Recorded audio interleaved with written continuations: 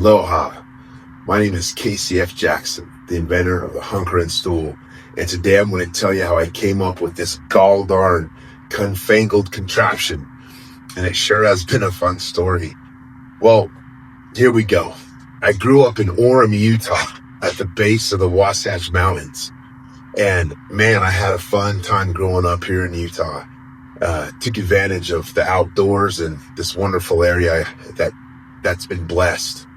I grew up playing football, and I pursued football with a reckless abandon. And I earned a Division I scholarship to go play football at the University of Hawaii. And back then we were the Rainbow Warriors.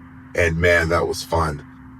At 18, I got to go play football in paradise. And I couldn't ask for a better opportunity to go chase down my dreams. Well, growing up, I also worked construction as a laborer. And when I was a senior in high school, I built my own landscaping business where I built retaining walls out of giant blocks. Each block weighed 88 pounds.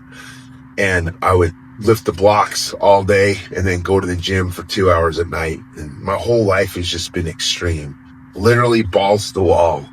So manual labor, football, and then when I was playing college football, I got to the point where I was very big, very strong, and very fast, but I had lost some of my mobility and flexibility. So at this point in time in the late 90s, the UFC had began, and there was a guy named Royce Gracie. So I decided to go sign up for jiu-jitsu. And what a crazy experience that was. I had literally had to check my ego at the door and go and get choked out. But I've been doing jiu-jitsu ever since. And now there's my black belt. I'm a second degree Brazilian jiu-jitsu black belt. And it sure has been a lot of fun. Well, through jiu-jitsu and football, I came to realize that you play football, but you don't play fight. And so I dropped out of football to go pursue a career in mixed martial arts. And you need one ball to play football, but you need two balls to fight. And so back to balls to the wall, baby. Here we go. So hindsight being 2020, should have spent some time to learn how to fight before I jumped in. But once again, just reckless abandon, off we go. So bang, jump into MMA.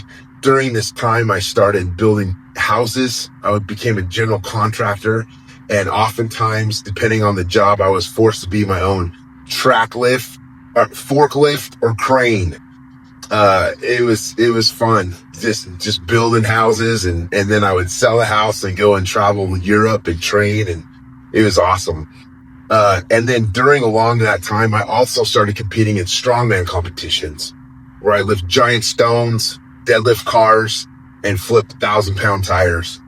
And to make a long story short, during all of that high-end, extreme contact, combat, and athletics, I really did a number on my back. I wore my back out, and I could no longer sit comfortably for an extended period of time.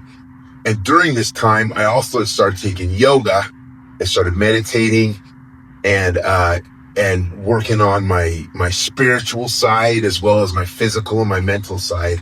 And I came across the Malasana pose, the deep squat, and the benefits from this pose primarily. And however, I couldn't rest comfortably in a deep squat at that point in time. My ankles were too stiff. My knees would ache, and my hips would catch fire, and I could only rest down there for moments at a time. And so at this point in time, I remembered back to when I was a young boy, and I'd go to Kermit H. Jackson's small farm. Kermit was my grandpa, and he had a couple of dairy cows, and he would have me sit down on the milking stool. It was at the same position, and I would milk cows.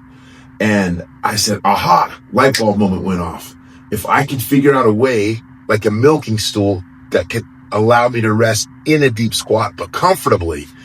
And somehow, out of nowhere, a flash inspiration hit me, and it was like, you need some springs. Well, I took years to figure this out, this little idea. And through trial after trial and prototype after prototype and one bad mistake after another one, I finally came up with 3 conical compression springs that allow you to rest comfortably in a deep squat, and it takes the ache off of my back. And not only can you do that, after a while, you get tired of sitting in a deep squat. Going back to the samurais and the Japanese and jiu-jitsu, you can rest in a Seiza pose. Here we go. Seiza. You might not be able to see the stool very much, but it's all right. My hips, I can only rest so long in one position. I have ADD and I got to keep moving on. So back to the Hunkerin Stool. And then I was able to figure out these 3 conical compression springs with my dad, Herm S. Jackson, who's a professional engineer. And so between my background as a general contractor, his background as a professional engineer, we're able to design and come up with the Hunkerin Stool. And that brings us to another fun concept of how did I come up with the name Hunkerin Stool? Well, Hunkerin comes from an Old Norse word, huka, to squat. So I was able to take my Scandinavian ancestry, my background from my grandpa, my dad, and my backgrounds, and combine it all in to create the Hunkerin Stool. And so it's been a phenomenal story and a great way to help other people and to help me so I don't have to sit and wreck my back anymore. And it's been a full accumulation of ancient wisdom meeting modern innovation. And what a blessing it's been. And I'm going to keep some more of these videos going and tell you more about how I came up with the Hunkerin Stool and why you need to buy one. But everybody who's bought a Hunkerin Stool, thank you very much. And God bless. And it's time to hunker down.